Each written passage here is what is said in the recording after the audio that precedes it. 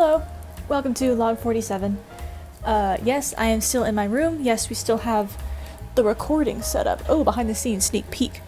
But by the time I'm editing this, I'm going to be at an airport, which is really exciting, but also I'm going to have to keep these really short for the sake of my poor phone storage, which I'll also be clearing during the plane ride. Because I still have pictures from the last time I went to Italy on there. What a sentence to say, right? Okay, so I'm gonna keep this fast. A lot happened today. A lot of good, a lot of bad. Okay, so yeah, what was I doing? Yeah, we're gonna get a lot more dynamic phone camera movement because I don't feel like finding a place to prop this up. So if you're getting motion sickness, I'm sorry. So I had this whole plan yesterday, right? I wrote it out, right? Oh, right up there's my money log. But yeah, I was like, oh my gosh, I have so much stuff on my to-do list. I'm gonna get it all done with breaks. It's going to be very segmented and planned and healthy and perfect.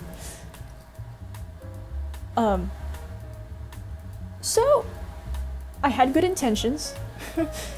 And you know what, the plan, I really was proud of it. I think if I followed it to the T, it would have worked really well. I did wake up at 6:30 without a call. So I woke up of my own volition. I had a class at 11.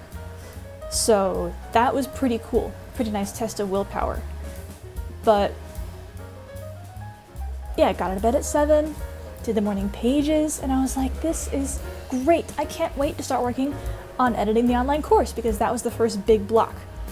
But I've been avoiding that, so I was extra susceptible to procrastination. And I just peeked YouTube.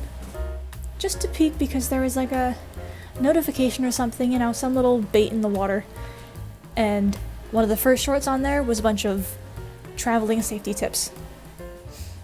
And, you know, my parents have been like, oh, make sure you're safe, do this, do that, because they're parents and they worry a lot. And out of curiosity, I was like, okay, we'll check these. And a lot of it was about like solo traveling, especially as a woman. So it's like what to do if you think you're being followed, and places to check for cameras and creepy stuff like that, or horrible prevention things that are useful, but it's sad that we have to use them. But then I went down an absolute rabbit hole because people were sharing such fascinating stories in the comments section, like really personal stories. So they felt useful. I was like, man, great. Now I know if someone's following me down this street and there's an elevator nearby, I can do that and I'll be safe maybe. I don't know. Maybe I should just take a martial arts class. But that took 2 hours out of my day. Yep, I'm not exaggerating. I sat there for 2 hours. I had plans to work on the editing thing for 2 hours. So I snapped out of it and I felt instant crushing regret. And I was like, oh my gosh, I woke up at 6:30 for nothing, which is not true. And right after that, as I guess a sort of punishment to myself, but also because I needed to do it, I did yoga, but I picked like the most extreme strength training arms one I could find, so I did push-ups of shame. I mean, it's constructive, and it's healthy. And it did kind of help me meditate a little bit, maybe, because it was like yoga workout, so it was like you're feeling immense pain, but you're also breathing slowly.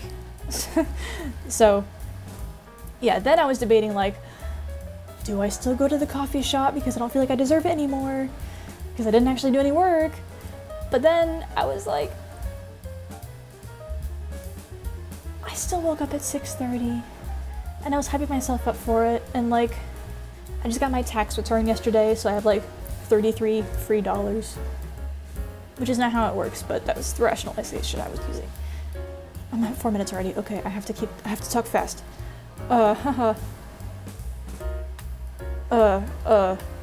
Brain froze. But yeah, basically after that, we freeballed the rest of the day, very loosely followed my guidelines, and I still got everything done. But it's 10:04, so I spent like an extra hour editing, and I still have to pack. I have like an attempt of maybe packing, but I didn't actually pack. I do that at the last minute anyway. Okay, I did all of the tasks that weren't actually... Okay, I already ran out of storage. Super long story short. I did them. They're about childhood. I realized, wow, okay, inner child might have been hurt a lot earlier than I thought. I was sad for a bit. Wallowed in it. I think we're better now, and all of the tasks this week are completely about coddling the inner child. Like, totally. And as a fun, like, some of the tasks I'm already doing. Like, some of them is like, spend some time in the woods, buy a fun sweater. Oh, maybe the sweater I was talking about I wanted to buy forever, and I'm thinking, as part of like the whole style change, whatever makeover thing I've been talking about wanting to do, I'm about to go to Italy, where like all of the clothes are a lot higher quality, and I like the style more, and they're usually cheaper. So I think this lines up very nicely. So that's all I'm saying, I think. Yes. Probably. I know I'm missing things, but for the sake of my phone storage, I need to stop. So yeah, flight leaves tomorrow. Really excited. Okay, the thing I was gonna say was actually important. Here's the thing. Perfectionism and inner voice stuff. Growing up, I had a lot of verbal criticism, not a lot of verbal support. Now, I'm not saying this as like an origin story. These are just the facts. So now I never really thought I was a perfectionist because I wasn't ever really super emotionally attached to the pieces I made. I wasn't like writhing in agony over something not being totally right. It was a distant thing. It was like a math problem or a tool. I don't know. I think I started to get afraid to become emotionally invested in my work because half the time it would usually be talked to pieces. So usually anytime I put heart into something, I'd get hurt. And so I was playing piano today, and while I was playing, I was like, what if I just really feel it? What if I get into it? And I did, and it was like I flipped a switch, and oh my gosh, everything was so much more expressive. I had so much more fun. I was in the music. I was in the song. And then later I was singing, and I did the same exact thing. I flipped it, and my voice came out so much clearer. I hit a lower note than I usually do, and it was like, door unlocked. Whoa. That one, oil painting as well. I really put some thought and some heart into it because it was personal and I was owning it. And it was just so much more of an immersive experience. And I do think I tap into this a little bit during drawings, during doodles and stuff. When it's personal, when I'm not thinking too hard about it, if I'm doing a gesture drawing and it's like a really reaching thing, I feel it in my body while I'm drawing it. And emotion, stuff like that. I don't know about you, but ladies and gentlemen, I think we've had another breakthrough. Today, perhaps. We'll see. We'll sleep on it. Might be another comic?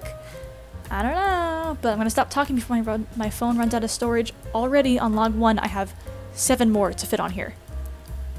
Let's see if we can do that. I don't think we can. Anyway, bottom line is expression, passion, soul, all that stuff. Putting it into the art. Not just getting obsessed with the process and like the discovery of trying new things, because that does still hit, but like that plus my voice.